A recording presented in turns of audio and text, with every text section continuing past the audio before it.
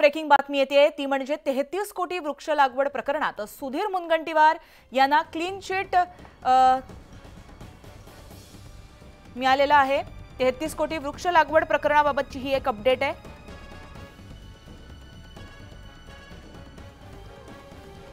तर फडणवीस सरकार काळामध्ये मुनगंटीवार यांनी भ्रष्टाचार केल्याचा आरोप त्यांच्यावरती होता आणि याच पार्श्वभूमीवरती या प्रकरणाबाबत त्यांना क्लीन चिट मिळाली आहे। महाविकास आघाडी सरकारने हा आरोप केला होता, त्यासाठी समिती सुद्धा नेमण्यात आली होती। समितीला चौकशी करण्याचे जे काही आदेश आहेत ते देण्यात आले होते। तर समितीच्या चौकशीमध्ये कुठल्याही प्रकारे अनियमितता किंवा गैरव्यवहार झाला नसल्याचा अहवाल आता समोर आलाय आणि त्यांना क्लीन चिट मिळाली आहे। तर याबाबत आपण अधिक माहिती जाणून घेऊ आमचे प्रतिनिधी तुषार। आपण आपल्या प्रतिनिधींकडे जाणार आहोत, पण तत्पूर्वी सुधीर मुनगंटीवार थेट आपल्या बरोबर जोडले गेलेले आहेत। सुधीरजी, न्यूज 18 लोकमत मध्ये तुमचं स्वागत आहे।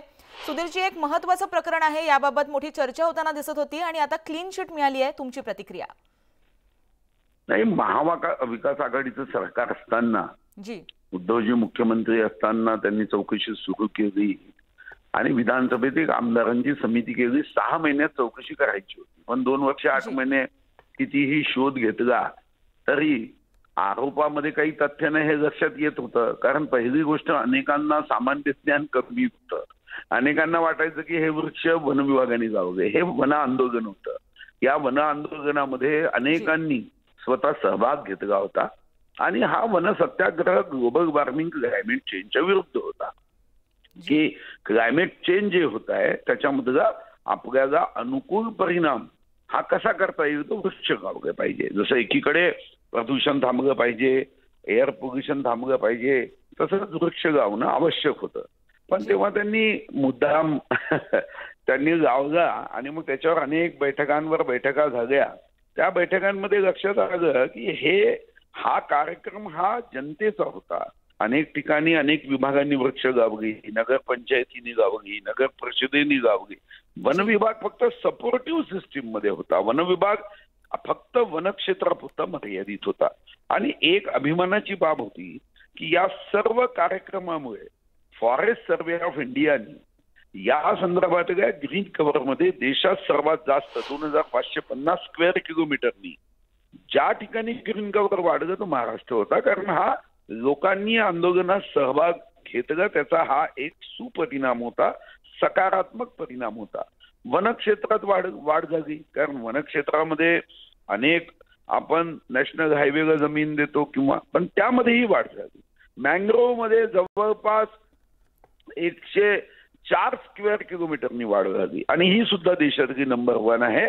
लोकांना मी धन्यवाद देईल ज्यांनी पर्यावरणाच्या प्रेमापोटी स्वतः पुढाकार घेऊन हे काम केलं। सर्वपक्षीय आमदार होते आणि त्यांनी मग समिती नियुक्त केली। तेव्हाही मी सांगितलं होतं की आवश्यकता असेल तर 5 न्यायमूर्तीची समिती नेमा, कारण तिथे काही आंदोलन आहे ते लोकांचं आणि ते निष्कर्ष समोर आले।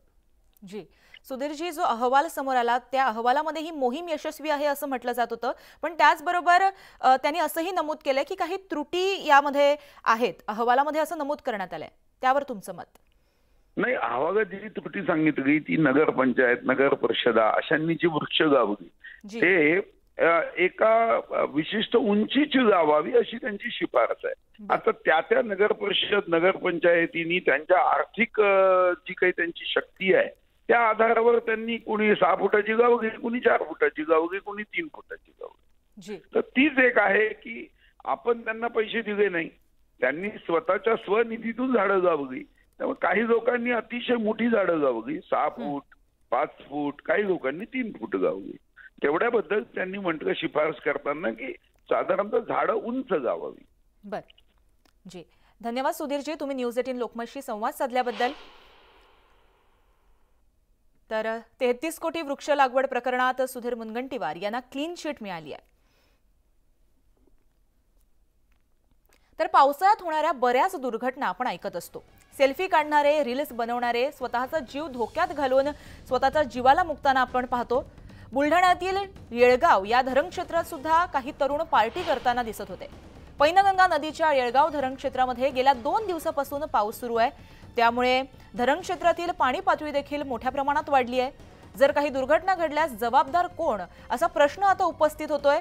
आपण ही दृश्य पाहतोय, तरुण स्वतःच्याच मस्तीमध्ये दिसतायत। एकीकडे धरणक्षेत्रातली पाणी पातळी वाढते, मुसळधार पाऊस कोसळतोय, स्वतःच्या जीवाचीही पर्वा न करता अशा प्रकारे हुल्लडबाजी केली जाते। त्यामुळे मोठ्या प्रमाणात या संपूर्ण प्रकरणासाठी जबाबदार कोण आहे असा सवाल या पार्श्वभूमीवरती उपस्थित केला जातोय।